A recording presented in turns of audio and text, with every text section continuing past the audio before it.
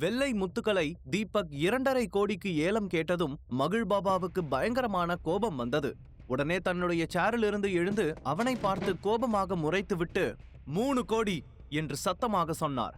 கணேஷுக்கு 2 கோடியே அதிகமாக தோன்றியது. இப்போது பாபாஜி 3 கோடி என்று சொன்னதும் அவர் பதட்டத்தோடு திரும்பி தீபக்கை பார்த்தார். ராகவ் மற்றும் நவீன் குரூப்புக்கும் தீபக் என்ன சொல்ல போகிறான் என்ற எதிர்பார்ப்பு இருந்தது. தீபக் கையில் கட்டியிருந்த வாட்சை சரி செய்து கொண்டே 4 கோடி என்று சொன்னான். இவர் என்ன வீம்புக்கு ஏலம் கேட்டுட்டு இருக்காரா? உண்மையிலேயே 4 கோடி ரொம்ப பெரிய பணம். அந்த முத்துக்களுக்கு அவ்வளோ வேல்யூ இருக்குமான்னு கூட தெரியாது என்று அங்கு இருந்தவர்கள் எல்லோரும் தங்களுக்குள் கிசுகிசுக்க ஆரம்பித்து விட்டார்கள். அந்த மொத்த இடமும் பரபரப்பாக மாறியது. அதே சமயத்தில் மகிழ் பாபாவும் தன்னுடைய முடிவிலிருந்து பின்வாங்க போவதில்லை என்று உறுதியாக இருந்தார். உடனே கோபமாக தீபக்கை முறைத்து பார்த்தபடி 5 கோடி என்று கத்தினார். அதை கேட்டு அருகில் இருந்தவன், பாபாஜி 5 கோடி ரொம்பவே அதிகம். அந்த முத்துக்களுக்காக நீங்க அவ்வளவு செலவு பண்ண வேண்டியதில்லை என்று பணிவுடன் சொன்னான். உடனே அவர் கோபமாக அவனை பார்த்து, எனக்கு தெரியும், நீ எனக்கு விளக்க வேண்டிய அவசியம் இல்ல என்று சொன்னார். உண்மையில் அவர் முத்துக்களுக்காக அவ்வளவு சண்டை போடவில்லை என்பது தீபக்கிற்கு நன்றாக தெரியும். அப்போது தீபக் எந்த பதிலும் சொல்லாமல் அமைதியாக உட்கார்ந்திருந்தான். அதை பார்த்த மகிழ் பாபா இனிமேல் அவன் ஏலம் எடுக்க மாட்டான் என்று நினைத்து ஏளனமாக சிரித்தபடி உட்கார்ந்திருந்தார். அவ்வளவுதானா? வேற யாராவது கேக்குறீங்களா என்று கேட்ட ராகவ், 5 கோடி ஒரு தரம், 5 கோடி 2 தரம் என்று சொல்ல தீபக் தொண்டையை செருமிக் கொண்டு நேரடியாக 8 கோடி என்று சொன்னான்.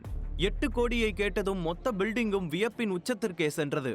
ஆர்த்திக்கு கூட அவன் எதற்காக அவ்வளவு பணத்தை கொடுத்து அந்த முத்துக்களை வாங்க வேண்டும் என்ற சந்தேகம் எழுந்தது. கணேஷுக்கு அதை கேட்டு கிட்டத்தட்ட மயக்கமே வந்துவிடும் போலிருந்தது. நவீன், பிரியா இருவரும் ஆச்சரியத்தில் ஒருவரை ஒருவர் பார்த்து கொண்டார்கள். அந்த நேரத்தில் தீபக்கை நம்பிய ஒரே ஒரு ஆள் வேணுகோபால் மட்டும்தான்.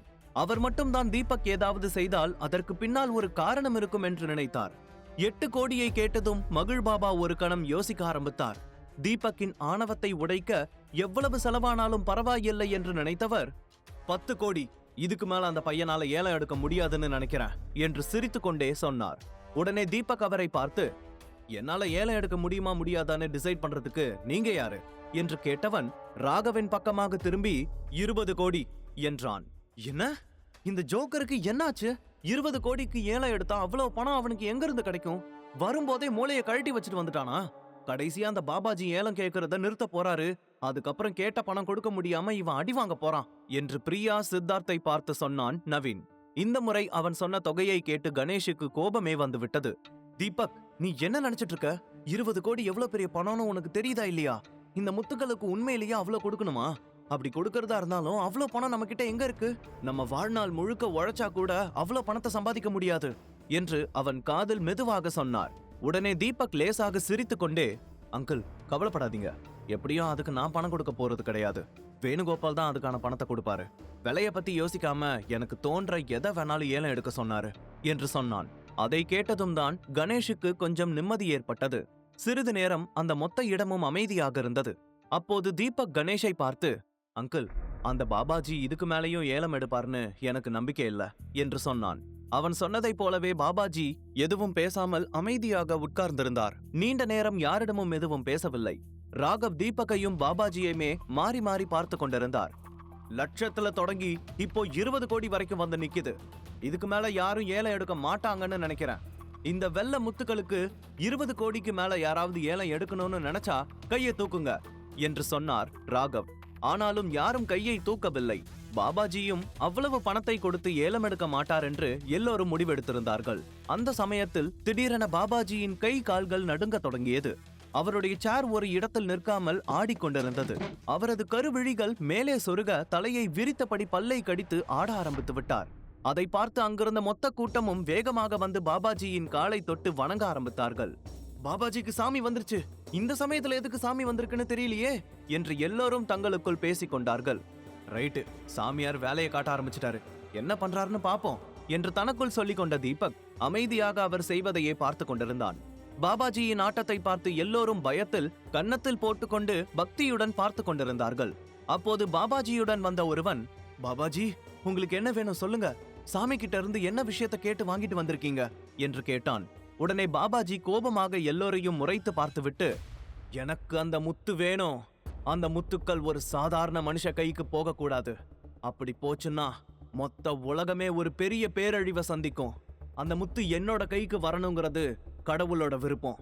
அந்த விருப்பத்தை நிறைவேற்றி வைக்க வேண்டியது பக்தர்களான உங்களோட பொறுப்பு என்று எல்லோருக்கும் கேட்கும்படி கத்தி சொன்னார்.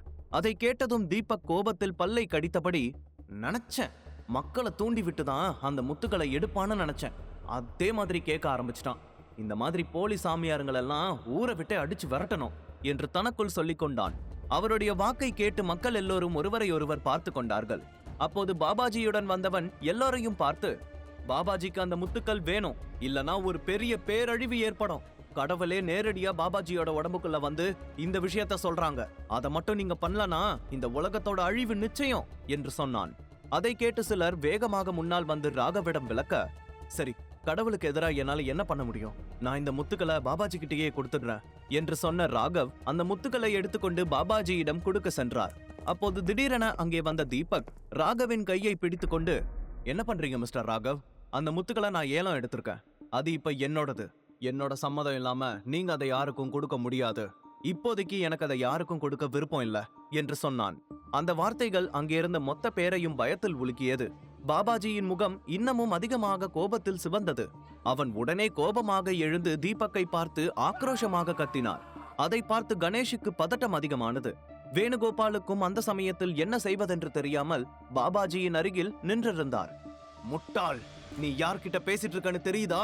நீ பண்ற தப்புக்கு கடவுள் உன்னை கண்டிப்பா மன்னிக்க மாட்டாரு. உன்னோட தப்புக்கு இப்பவே கடவுள் கிட்ட இருந்து உனக்கு தண்டனை கிடைக்கும் என்று மகிழ் பாபா கோபமாக கத்தினார். ஆனால் தீபக் கொஞ்சம் கூட பயமில்லாமல் அமைதியாக நின்று கொண்டிருந்தான். அதை பார்த்து மற்றவர்கள் பயத்தில் அடுத்து என்ன நடக்கும் என்று பார்த்து கொண்டிருந்தார்கள். கடவுள் உன்னோட உடம்புக்குள்ள நுழைஞ்சிருந்தா அதை விட வேற என்ன பேரழிவு இருக்க போகுது? இன்னமும் நீ என்னென்ன பொய் சொல்லுவேன்னு நானும் பாக்குறேன். தைரியமா சொல்லு என்று தீபக் சிரித்து கொண்டே சொன்னான். உடனே பாபாஜி கோபத்துடன் வேணுகோபாலின் பக்கமாக திரும்பி, வேணுகோபால், நீ யார கூட்டிக்கிட்டு வந்திருக்க? அவன் யார்கிட்ட பேசுறான்னு தெரியுதா? அவன் சாத்தானோட கைப்பிடியில இருக்கிற ஒரு பொம்மை. அவனால உனக்கு எந்த நல்லதும் நடக்காது. அவனை நம்பி பின்னாடி போறவங்க எல்லாருக்கும் கெடுதல் மட்டும்தான் நடக்கும் என்று கோபமாக சொன்னார். அந்த வார்த்தையை கேட்டு வேணுகோபாலுக்கு என்ன ரியாக்ஷன் கொடுப்பதென்றே தெரியவில்லை. அப்படியே அதிர்ச்சியில் உறைந்து நின்றிருந்தார். ஆர்த்திக்கும் கணேஷுக்கும் பயம் உச்சத்தில் இருந்தது. அதே சமயத்தில் நவீன் உள்ளுக்குள் சந்தோஷத்தில் குதித்துக் கொண்டிருந்தான். மக்கள் எல்லோரும் பாபாஜியின் பெயரை கேட்டு கிசுகிசுத்துக் கொண்டிருப்பதை பார்த்து தீபக்கால் அமைதியாக இருக்க முடியவில்லை. உடனே மகிழ் பாபாவை பார்த்து, போதும் உன்னோட நாடகம், இத்தோட நிறுத்திக்கோ. என்னோட பொறுமைக்கும் ஒரு எல்லை இருக்கு என்று சொல்ல, நான் சொல்றத நீ கேட்டுதான் ஆகணும். ஏன்னா சொல்றது நான் இல்ல, கடவுள் சொல்லிட்டு இருக்காரு. நீ ஒரு பாவின்னு சொல்லிட்டு இருக்காரு. இப்பவே எல்லார் முன்னாடி நான் அதை நிரூபிச்சு காட்டுறேன் பாரு என்று சொன்ன பாபாஜி பின்னால் திரும்பி தனது ஆளை பார்த்து கண்களால் சைகை செய்தார். உடனே அவன் ஒரு பையை எடுத்து பாபாஜியிடம் நீட்டினான். அதை பார்த்ததுமே அவர் என்ன செய்ய போகிறார் என்பதை தீபக் புரிந்து கொண்டான். பாபாஜி அந்த பைக்குள் இருந்து ஒரு ஆப்பிளை எடுத்து எல்லோருக்கும் காட்டினார். எல்லாரும் இந்த ஆப்பிள் பழத்தை நல்லா பாருங்க. இது இப்ப சிவப்பு நிறத்துல இருக்கு. சிவப்பு அன்பின் நிறம், கடவுளோட நிறம். இந்த பழத்தை அந்த பாவி தொட்டா அது கருப்பா மாறும், சாத்தான்களோட நிறமா மாறும். அப்ப தெரியும் இந்த பாவி நல்லவன் கிடையாது, ஒரு ஏமாத்துக்காரன்னு என்று சொன்னவர் யாருக்கும் தெரியாத சில மந்திரங்களை சொல்லிவிட்டு அந்த ஆப்பிள் பழத்தை தீபக்கை பார்த்து நீட்டினார்.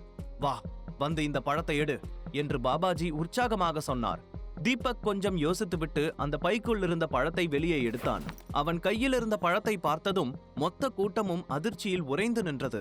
அவனுடைய கையில் இருந்த பழம் முற்றிலுமாக கருப்பு நிறத்தில் மாறியிருந்தது. உடனே மக்கள் எல்லோரும் பதட்டத்துடன் முணுமுணுத்துக் கொண்டிருந்தார்கள். நவீன் அந்த காட்சியை பார்த்து சிரித்து கொண்டே, நான் எத்தனை தடவை சொன்னேன், இப்ப பாத்தியா, அவன் கெட்டவன்னு ஊருக்கே தெரிஞ்சிருச்சு என்று பிரியாவை பார்த்து சொன்னான்.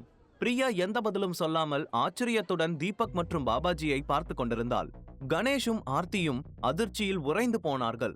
அதுவரைக்கும் தீபக்கின் மீது நம்பிக்கை வைத்திருந்த வேணுகோபால் இப்போது அவனை சந்தேகப்பட ஆரம்பித்தார்.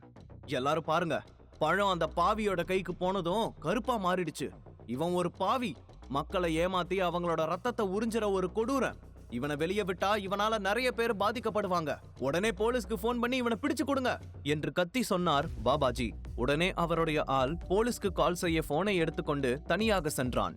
அப்போது பாபாஜி வேணுகோபாலை பார்த்து, இவன் உன்னை ரொம்ப ஏமாத்தி இருக்கான். உன் பையன் மரண விளிம்புக்கு போயிட்டு வந்ததுக்கு காரணமே இவன் தான். அதை வச்சு உங்ககிட்ட இருந்து நிறைய பணம் பறிக்கிறது தான் இவனோட திட்டம். இவன் கிட்ட உன்னை காப்பாத்ததான் கடவுள் என் மூலமா உனக்கு உதவி இருக்காரு என்று கோபமாக சொன்னார். அதை கேட்டதும் வேணுகோபால் அதிர்ச்சியுடன் தீபக்கை பார்த்து, தீபக், நீங்க என்னை இந்த அளவுக்கு ஏமாத்துவீங்கன்னு நான் கொஞ்சம் கூட நினைச்சு பார்க்கல. உங்களை நான் எவ்வளவு நம்புனேன் தெரியுமா என்று கோபமாக சொன்னார். அதுவரைக்கும் மரியாதையாக பார்த்து கொண்டிருந்த தீபக்கை எல்லோரும் மோசடிக்காரனாக பார்க்க ஆரம்பித்தார்கள். அப்போது தீபக் பாபாஜியை பார்த்து, நீ என்ன மாட்டி விட எவ்வளோ ட்ரிக்ஸை வேணாலும் யூஸ் பண்ணலாம், ஆனா அதெல்லாம் என்னை எதுவும் பண்ண முடியாது. என்ன ஆனாலும் நான் இந்த முத்துக்களை உனக்கு கொடுக்க மாட்டேன் என்று சொன்னான். முட்டாள்தனமா பண்ணாம அந்த முத்துக்களை எனக்கு கொடு, இல்லனா கடவுள் உன்னோட மொத்த குடும்பத்தையும் அழிச்சிருவாரு என்று சொன்னார் பாபாஜி. அதை கேட்டு பயந்து போன கணேஷ் தீபக்கிடம் வந்து, தீபக், எதுக்காக இப்படி பிடிவாதமா இருக்க? உன்னோட இந்த பிடிவாதத்தால நம்ம குடும்பம் தான் நாசமா போகும். தயவு செஞ்சு அந்த முத்துக்களை அவர்கிட்ட கொடுத்துரு என்று சொல்லி அவன் கையில் இருந்து முத்துக்களை எடுக்க முயற்சித்தார். அங்கிள், இந்த முத்துக்களை நான் ஏலத்துல எடுத்தது, இதை யாருக்கும் கொடுக்க மாட்டேன் என்று சொல்லி கொடுக்க மறுத்தான். அவனுடைய பிடிவாதத்தை பார்த்து எல்லோரும் அதிர்ச்சியில் இருந்தார்கள். அந்த சமயத்தில் போலீஸ்காரர்களும் அந்த இடத்திற்கு வந்து சேர்ந்தார்கள். உடனே பாபாஜி கோபத்துடன், இன்ஸ்பெக்டர், அவனை அரெஸ்ட் பண்ணுங்க. அந்த பாவி எத்தனையோ அப்பாவி மக்களை ஏமாத்தி இருக்கான். இதுக்கு மேலையும் அவனை உயிரோட விட்டா நிறைய உயிர் பழி ஏற்படக்கூட வாய்ப்பு இருக்கு. அவனை விடாதீங்க, புடிச்சு ஜெயில போடுங்க என்று கத்தினார். உடனே இன்ஸ்பெக்டர் திரும்பி வேணுகோபாலை பார்த்தார். வேணுகோபால் சரி என்று தலையை ஆட்ட இன்ஸ்பெக்டர் தீபக்கின் கைகளில் விலங்கு மாட்டி அவனை அங்கிருந்து இழுத்து கொண்டு சென்றார்கள். அந்த காட்சியை பார்த்து நவீன் சந்தோஷத்தில் துள்ளி குதித்தான். ச்சே, இந்த சீனை பாக்குறதுக்கு கார்த்திகாவும் பாட்டியும் இங்க இல்லாம போயிட்டாங்களே, எவ்வளவு ஆட்டம் போட்ட, உனக்கு இதை விட இன்னமும் அதிகமாவே வேணும்டா என்று தனக்குள் சொல்லி சந்தோஷப்பட்டு கொண்டான். இன்னொரு புறம் கணேஷுக்கும் ஆர்த்திக்கும் என்ன செய்வதென்றே தெரியவில்லை. அதிர்ச்சியில் அப்படியே உறைந்து நின்றிருந்தான். அவர்களின் கண்களில் பயம் தெளிவாக தெரிந்தது. தீபக்கை வெளியில் அழைத்துச் செல்வதற்கு முன் ஆர்த்தி வேகமாக இன்ஸ்பெக்டரின் முன்னால் வந்து, இன்ஸ்பெக்டர், நான் தீபக் கிட்ட ஒரு நிமிஷம் தனியா பேசணும் ப்ளீஸ் என்று சொல்ல அவர் தீபக்கை விட்டுவிட்டு கொஞ்சம் தள்ளி சென்று நின்று கொண்டார். தீபக், நீ ஏன் இப்படி பண்ற? உன் ஃபேமிலிக்கு இந்த விஷயம் தெரிஞ்சா என்ன ஆகுன்னு உனக்கு தெரியுமா? போலீஸ்காரங்க கிட்ட நீ மாட்டினா அவங்க என்ன பண்ணுவாங்கன்னே சொல்ல முடியாது. இந்த சமயத்திலையும் நீ உன்னோட உண்மையான அடையாளத்தை வெளியே சொல்லலனா கண்டிப்பா பெரிய பிரச்சனையில மாட்டிக்குவ. நான் சொல்றத கேளு, நீ யாருங்கிற விஷயத்தை எல்லார்கிட்டயும் சொல்லு என்று கேட்டாள் ஆர்த்தி. அதை கேட்டு தீபக் நம்பிக்கையுடன் லேசாக சிரித்து விட்டு, என்னோட அடையாளத்தை யாருக்கும் சொல்ல வேண்டிய அவசியம் இல்ல. ஏன்னா இன்னமும் கொஞ்ச நேரத்துல அந்த பாபாஜியோட உண்மையான முகம் எல்லாருக்கும் தெரிய போகுது. எனக்கு 2 நிமிஷம் மட்டும் டைம் கொடு, அதுக்குள்ள இந்த பாபாஜியோட மொத்த ஃப்ராடு தனத்தையும் வெளியே கொண்டு வரேன் என்று சொல்லிக்கொண்டே திரும்பி பாபாஜியை பார்த்தான். உண்மையில் தீபக் என்ன செய்ய போகிறான்? பாபாஜியின் உண்மை முகத்தை எல்லோருக்கும் வெளிப்படுத்துவானா? வெள்ளை முத்துக்களுக்காக எதற்காக அவன் அவ்வளவு சண்டை போட்டான்? முழு கதையையும் கேட்டு மகிழ பாக்கெட் FM ஏப்பை டவுன்லோட் செய்யுங்கள். லிங்க் டிஸ்கிரிப்ஷனில் கொடுக்கப்பட்டுள்ளது.